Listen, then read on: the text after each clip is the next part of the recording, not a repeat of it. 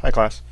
This week it's really important that you follow the proper get, fork, and get pull requests so that you're doing your pull request against your own individual branches.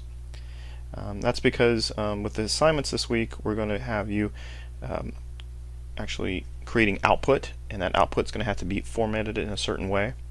Now, this week Jenkins is going to be paying attention, as it normally does, to your variables, making sure that you have the right variable names in there and they have the right assignments, and that your code is syntactically correct and meets the coding requirements for the PyLint. But when it comes to actually looking at the reports, that's going to be me. So in order for me to do that, what I need you to do is make sure that you do your pull request against your individual branches so that I can pull those down and run that code on my workstation. So let's go over how to do that real quick. Now what I've done is I've logged in as Zoe Zebra, our friendly fictional student here, and Zoe's going to do a pull request to get started. So she's going to go in here to lesson 3, and then from inside lesson 3, for making sure that I'm doing it off of our section here, follow 1, click fork, and where does she want to fork it to? Wants to fork it to her own account.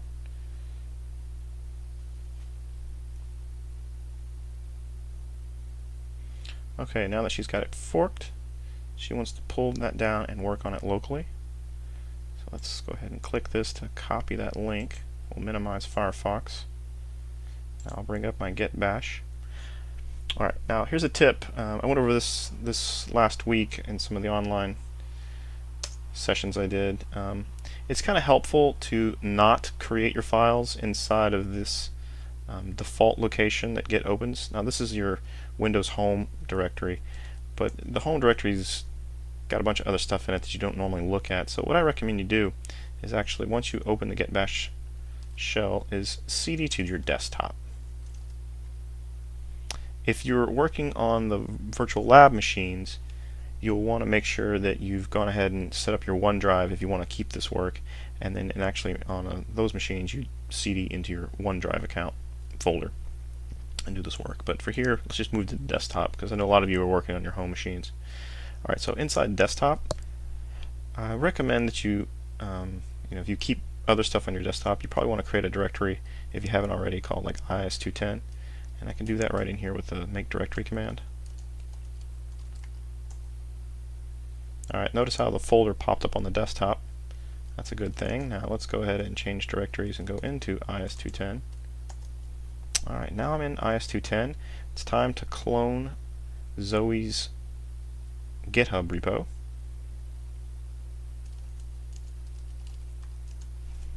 I'm going to paste that in there.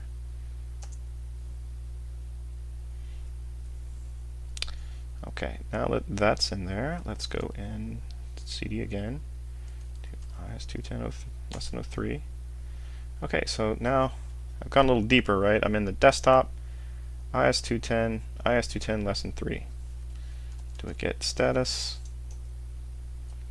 Okay, so notice that Zoe is working on the master branch, and you technically can do that, but it's a better habit to go ahead and create a local Zoe branch. Now take a look at this first also. Let's do a get branch. Alright, it says I'm in master. Now let's do get branch tac A, meaning show me all of the branches. Okay, so there's our class, right? See how I've created a branch for everybody in the class that has so far participated. And now what Zoe can do here, since she's been made an honorary member of our section, is she'll do a get and branch Zoe Zebra. Okay, now I'm going to do get branch tac A again. So look here.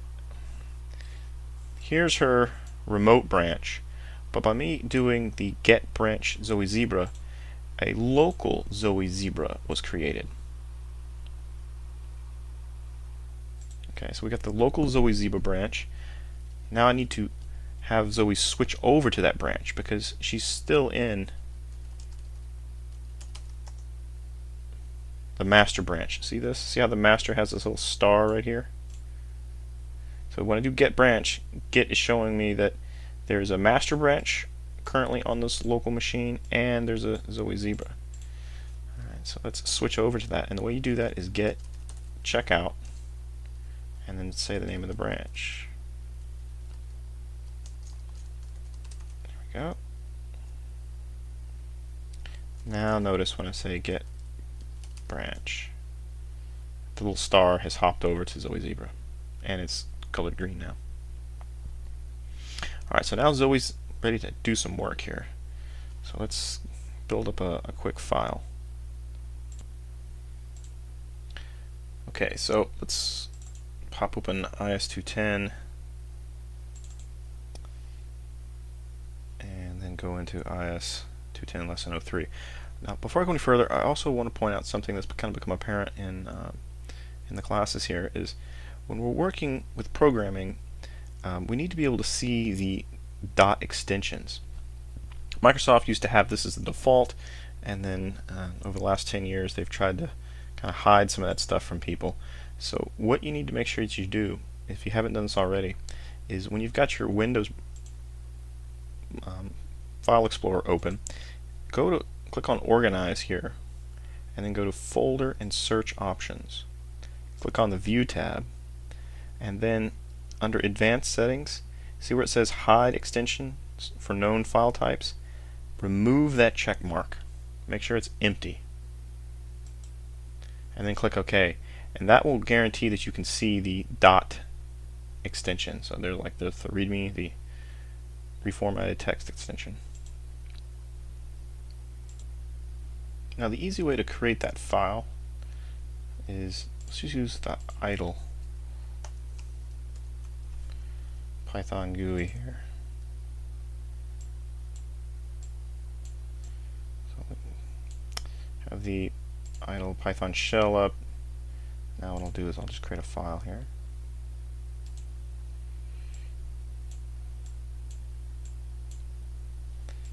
And we need to put our normal Python goodies in there. So we need to put our user bin in Python. Then make sure we put our encoding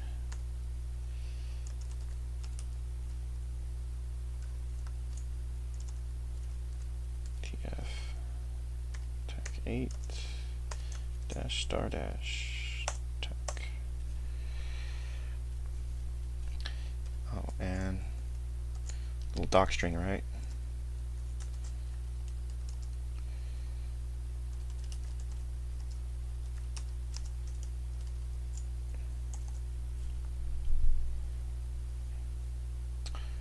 Alright, so we've got our file. Let's just go ahead and save this. I'm going to hit File, Save.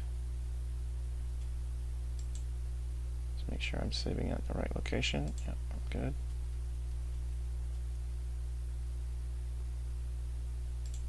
That doesn't look right. Is that right? Desktop. Oh, right, because there's no Pi extensions. See, Windows is, I always forget that with Windows. You got to make sure that if you want to see everything, you do it like this. Now, with Windows, be careful because this is just a filter, right? It's filtering everything out. It doesn't mean it's going to tack on a .pi. So when you go to save this file for this week, make sure you put, if you're using idle or Windows, you should make sure you're putting that .py extension on there. I know it's tripping some people up.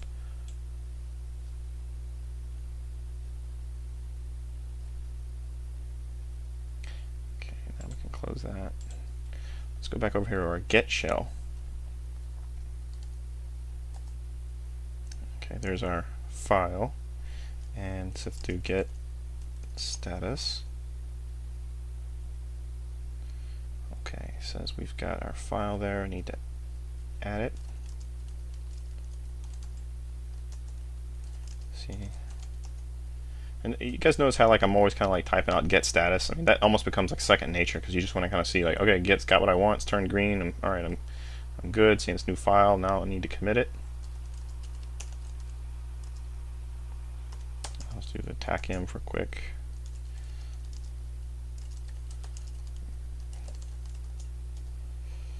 Okay, gets in there. Now, the reason I'm always like also typing in get status is not so much that I'm worried about getting it wrong. I'm more worried about myself forgetting at which step I'm at. And this happens all the time at work, right? You're working on something, the phone rings, email comes in, boss standing next to you asking you a question. I always kind of use these status commands just to refresh myself where I'm at and what I'm doing. So now we need to submit this back up to Zoe's fork.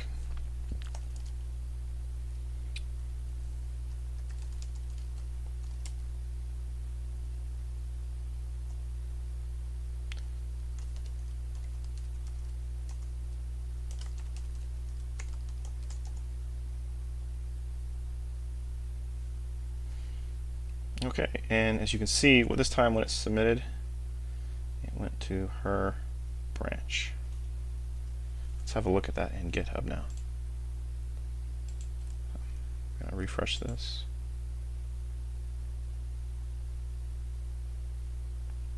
And switch over to her branch.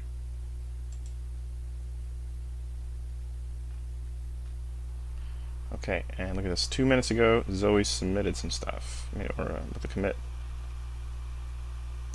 Now, Zoe's ready to. She's been working hard. She's made all the changes, and she's been testing it locally on her own machine. And now she feels ready to kick it up to a pull request, which means this time the automated test tools, continuous integration tools, are going to fire off. This being Jenkins. So this is where I need you guys to pay real close attention to what I'm doing. So again, when she submitted this, notice I had to switch to her own branch within her own fork. Okay. After we did that, now we're ready to move this branch up. And the way you can always tell is, did the changes you just make, are they listed here? That's a quick latest commit, match what you expect. If not, if you're back in the master branch, you're going to see it doesn't have any changes. Okay, so now, paying close attention, I'm in the right branch that she's made changes. Now I'm ready to make a pull request. Okay, here are my changes. And look at this. See, GitHub's already done the hard part, and it's making sure that, oh, okay, look at this. Zoe Zebra is going to get a pull request from Zoe Zebra's Zoe Zebra branch. And now she can create a pull request.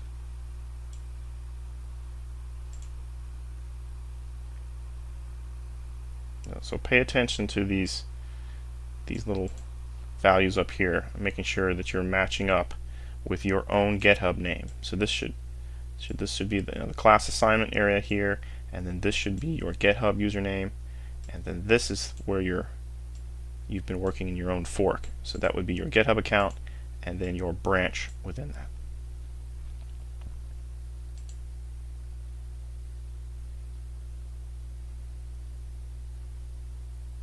There we go.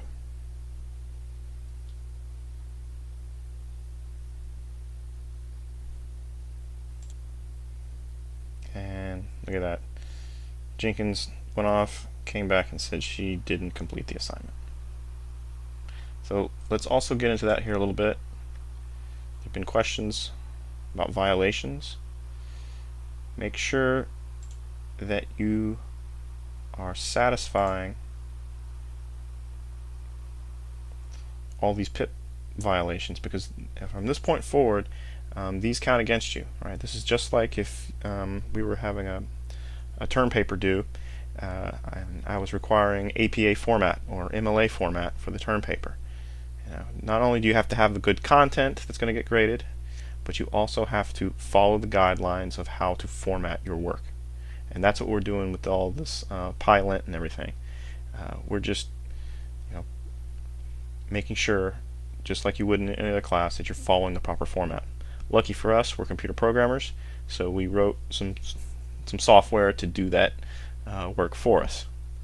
sure my counterparts in the English department might be a little jealous.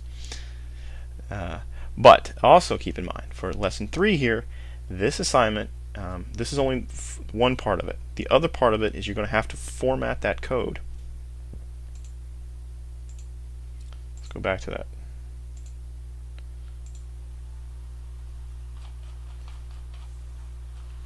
See down here, where's that? You're going to have an output that looks like this. So this is your technical specification that you need to achieve with this homework.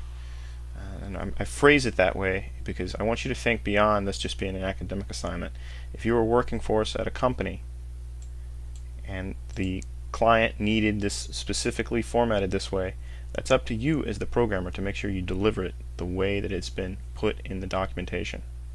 If you don't do that in the real world, all kinds of other kinds of things can happen, right? Like if you don't match the specification, your company could lose money over it because the client could say, hey, that's not exactly what we said in the contract, and you broke the contract by not outputting the product the proper way. So it gives it a little more serious mindset here, and that there's nothing wrong with thinking that way in an academic setting. So when it comes to this, I'm going to be looking at this output. So again, make sure that you use the proper branch so that I can pull your work down and run it locally and make sure that your reports match up with the specification. Okay, this concludes this lecture. Good luck. If you have any questions, please take advantage of the Q&A discussion area. If you need something faster response, shoot me an email. But it's better if you use the Q&A because that way everybody gets to share and learn there. All right, have a good night.